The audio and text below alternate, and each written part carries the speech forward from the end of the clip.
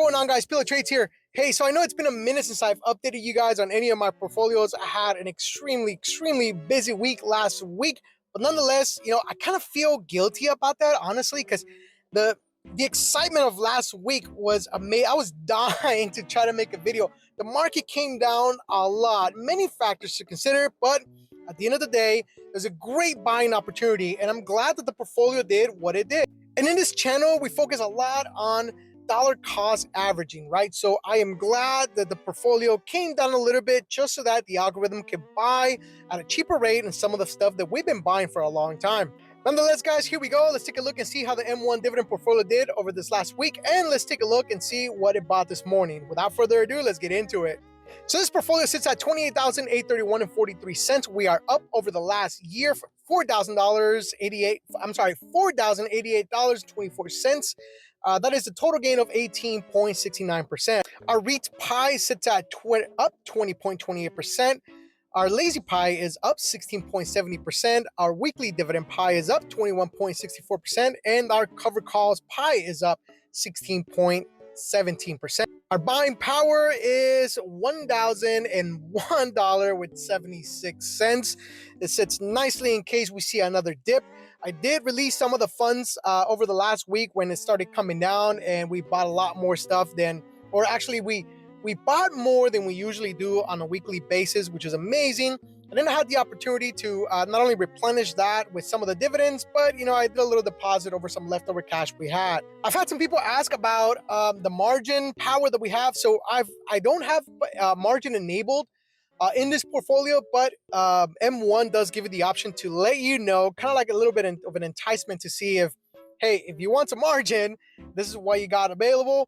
I haven't yet played with margin. I have been dabbling with the idea of playing with margin on my Robinhood portfolio since it's a little bit smaller, and I am comfortable with taking that loss if that just goes downhill. But on the depending on how that goes, if I decide to pull the trigger, maybe I'll do it on my M1 portfolio. But as it stands, I don't have margin enabled in this portfolio. We'll see in the future though. Now with the dividends that came in last week, and our deposit, our weekly deposit of $150 for our weekly deposit that we do, the portfolio today bought a total of $268.30. Bought some SVOL, some CRF, CLM, YMAX, and SPY-I. Now, if you know anything about YMAX, you should, if you're gonna get into it, you need to look into cover call ETFs, right?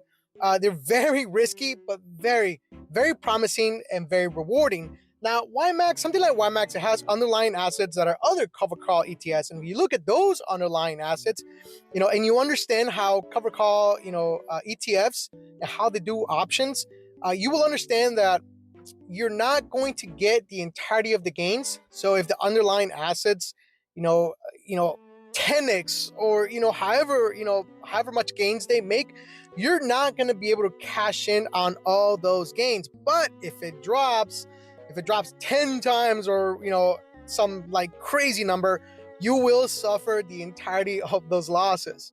So that's something to think about if you do get into cover call ETFs. They are very risky, but again, very rewarding. Here we see another screenshot of how the portfolio looks. 28,850 as of the take of the screenshot over the last year. Since March 4th of 2024, we are up $4,000 and $4,000 about 106.81 cents.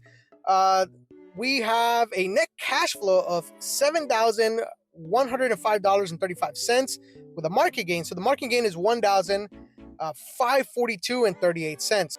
So if you pair that market gain with dividends earned, which is $2,564.43, that's how you get that $4,106.81.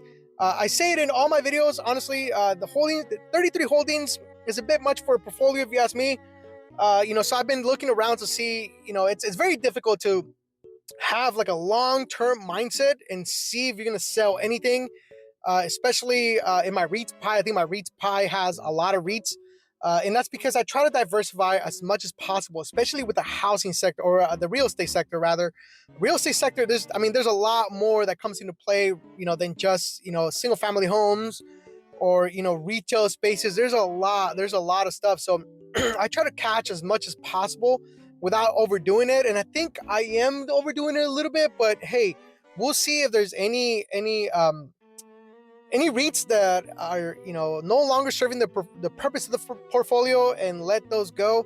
So we're gonna start taking a look, or we're gonna continue to keep taking a look at that.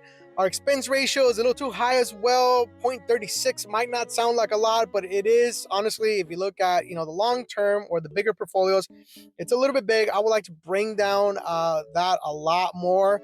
That dividend yield, though, kind of does make up for it. 14.32% is amazing. And that's pretty much it, guys. Thank you for watching. Remember, keep dollar cost averaging, keep investing. Till next one, take care.